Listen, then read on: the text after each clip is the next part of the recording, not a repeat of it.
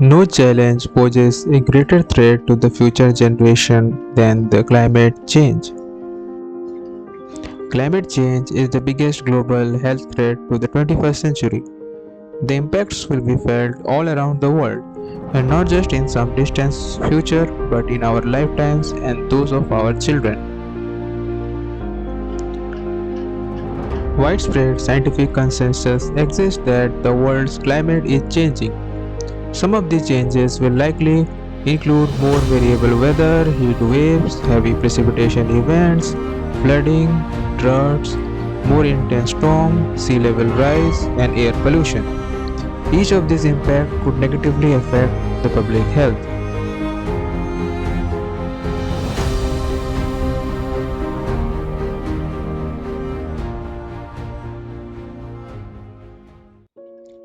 Climate change is intrinsically linked to public health, food and water security, migration, peace, and security. It is a moral issue. It is an issue of social justice, human rights, and fundamental ethics. We have a profound responsibility to the fragile wave of life on this earth and to this generation and those that will follow.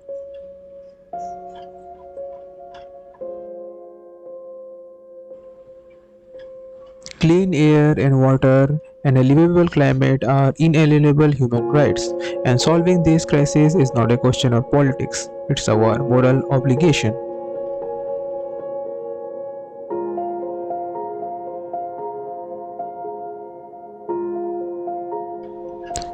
A ruined planet cannot sustain human lives in a good health. A healthy planet and healthy people are two sides of the same coin. If you think climate change is only an environmental concern, you may be wrong. Climate change is also an important health issue. Climate change will affect the social and environmental determinants of health like clean air, safe water, habitat, and food security. Climate change is expected to cause 2.5 lakhs deaths per year due to diseases like malnutrition, malaria, and heat stress. Climate change will affect mostly the developing countries which have very weak infrastructure. Though the developing countries have contributed very least to the climate change, they will be mostly affected. Climate change will also lead to increase in waterborne diseases like cholera, dysentery, diarrhea, and hepatitis. The organisms which cause these waterborne diseases are like Campylobacter, Shigella, Salmonella, E. coli, Yersinia, and these are the organisms which cause waterborne disease. So these are the organisms which are also climate dependent organisms. So due to increase in temperature, their population will also increase, and these microorganisms will be also increase. Their survival and their abundance will also increase. Also due to decrease in precipitation and drought, there will be limited access to clean water, which can also cause variety of diseases, and also and also heavy rainfall and flooding will lead to contamination of water resources, and which also can also lead to variety of waterborne diseases which are caused due to contaminated water. This contamination can be due to hygiene issue, disposal of sewage issue, and there are also other issues which will also lead to the contamination of water. Climate change also affects temperatures. The hot becomes hotter and the cold becomes colder. Because of this, the body is not able to compensate and acclimatize to these changes. As a matter of fact, increased temperatures cause hypothermia, heat strokes, exhaustion, and colder temperatures cause frostbites and hypothermia. It also increases diabetes risk and also cerebrovascular and cardiovascular diseases. Climate change has also been seen to change the temperature vastly. The hot is becoming hotter and the cold is becoming colder. It's very difficult for the body to keep in touch with the regulatory system, and because of this, there are many diseases that do ensue. For example, people are at higher risk of diabetes, heart strokes, cerebrovascular strokes, heart diseases, and more hospitalizations that are taking place due to this. Mainly in hypothermia, heat strokes are one of the main causes of increasing temperatures, and in decreasing temperatures, the problems are such as hypothermia and frostbites. The main population that is really vulnerable to all of this are newborns, pregnant women, senior citizens and old people, and those who have a poor economic background. The carbon footprint that is increasing because of industrialization and the greenhouse gases that have been emitted are the main reasons and the culprits for such increase in temperatures. We think that climate change is only about the temperature and the environment, but it also has a huge effect on the mental health. For example, droughts, hurricanes, floods cause a huge toll on the people in the local area. They have to move and migrate, cause deaths, and it also causes a lot of poverty and destructions of homes. On the other hand, these large changes that occur in their life play out as post-traumatic stress, depression, and anxiety. Another cause for mental health due to climate change is increasing temperatures. Extremes of temperatures and extreme of cold can cause a lack of optimum temperature to work and live comfortably. Climate change is important public health concern. The earth temperature is rising by 0.16 degrees Celsius in every decade. All the countries of the world have come together and pledged to not increase the earth temperature by 1.5 degree Celsius as compared to the pre-existing pre-industrial era.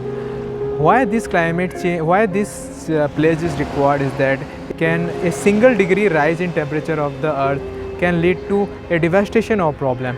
It can lead to the melting of the icebergs, which can lead to the flooding of the ocean, and the coastal areas will be drowned.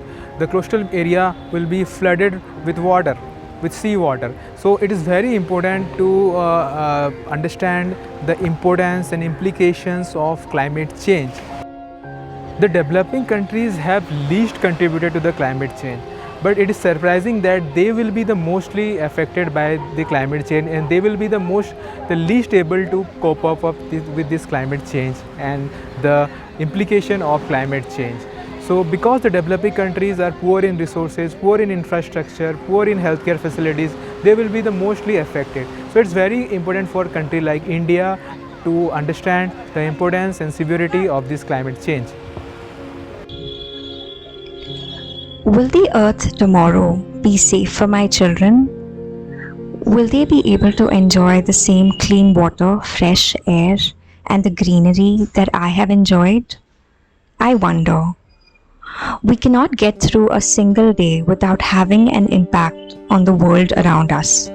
What we do makes a difference, and you have to decide what kind of difference you want to make as well. If you really think that the environment is less important than our economy, try holding your breath while you count your money. The earth has enough resources for our need, but not for our greed. The truth of the matter is, we cannot eat money. When the last tree has fallen and the rivers are poisoned, we cannot eat money.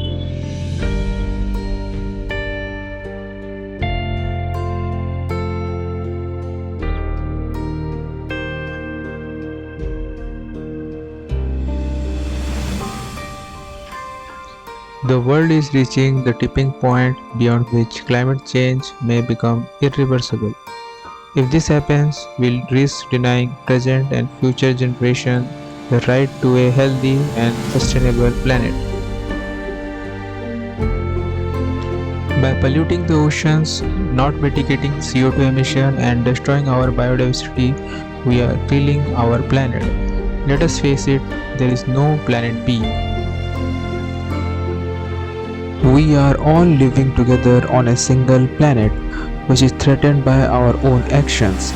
And if we don't have some kind of global cooperation, we will lose the battle.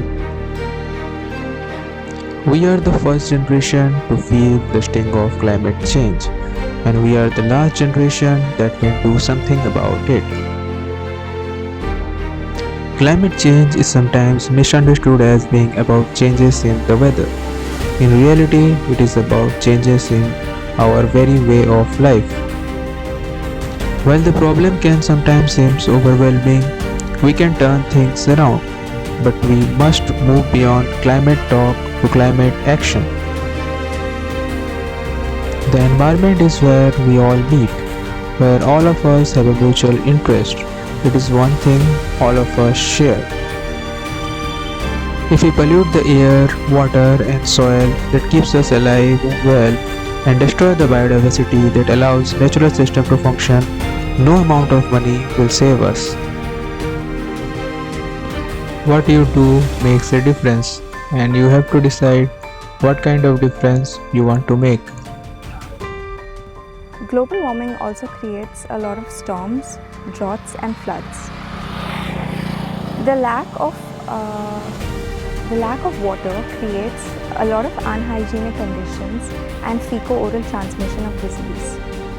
A lot of vector-borne diseases such as leptospirosis and bacterial diseases like cholera are prevalent that affect the health greatly of the people.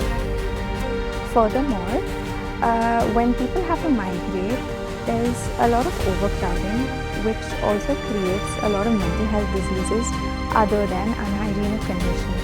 When there is drought, there is reduced water, and due to this there is reduced water even for the crops. Because of this, there is undernutrition that occurs in the population that undergoes drought.